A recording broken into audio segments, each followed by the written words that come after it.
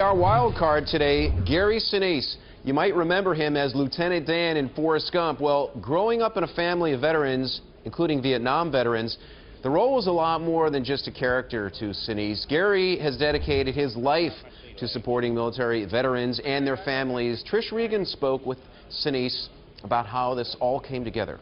I had been involved with veterans groups probably Even prior to that movie? Yeah, a full 10 years. So in a way, you had already been doing a lot of the research for the role. I did. I very much wanted to play that part because of the Vietnam veterans in my own family and the Vietnam veterans I had worked with in the Chicago area. Mm-hmm. What's the biggest challenge right now for veterans?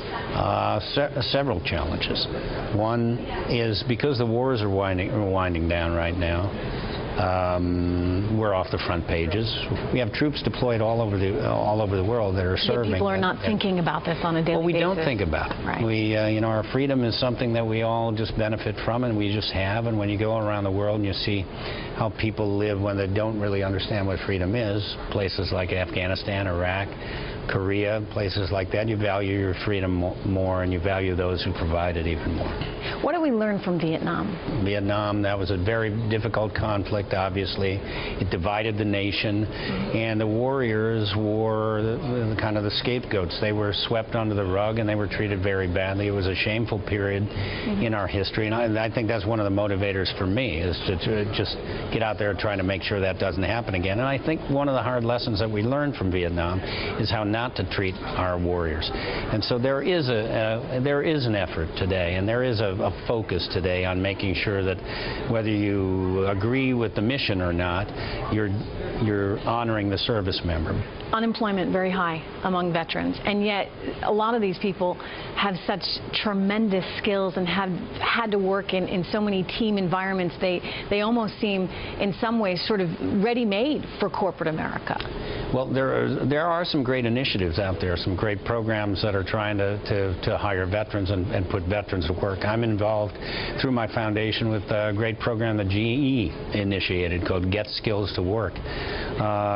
Obviously, you have great skills in the military. You learn all kinds of things: discipline, hard work, teamwork. What GE is trying to do through their Get Skills to Work program is bring the manufacturing sector together, bring the academic sector together, bring the military sector together, bring them all together to retool skills that people learn in the military toward manufacturing jobs, with a goal of putting 100,000 veterans to work in the manufacturing sector by 2015. Tell me about your thoughts on health care and veterans, and whether the government is doing enough to address some of these concerns. The lack of health care, and you consider just the disability claims that are so significant, nearly 500,000 among the veteran population. How does that start to change? Yeah, look, it's much better than it was 30 or 40 years ago, but there is a backlog. We've heard about that, all the claims that haven't been filled, the paperwork, the length of time that a veteran has to wait for benefits or just to get an answer on something. That can be difficult. I always like to say, we can never do enough for our veterans, but we can always try to do a little bit more, and we should try to do a little bit more. Before I let you go, you've collaborated with Tom Hanks on 3 films. Forrest Gump, Apollo 13, The Green Mile. Any other collaborations you think in your future? I don't know. Tom's pretty busy, and I've certainly been very busy. I had a television series for 9 years. CSI New York is off the air now, but who knows? In the future, I'll get back to the movie business, I hope, and do some other things. Maybe it'll involve Tom. But I'm so busy playing concerts with my band, trying to raise money and awareness for military charities. I have a great concert coming up, something called Lieutenant Dan Weekend, down in Charleston, South Carolina. 7% of our nation's veterans are without a job. Gary Sinise obviously trying to change that.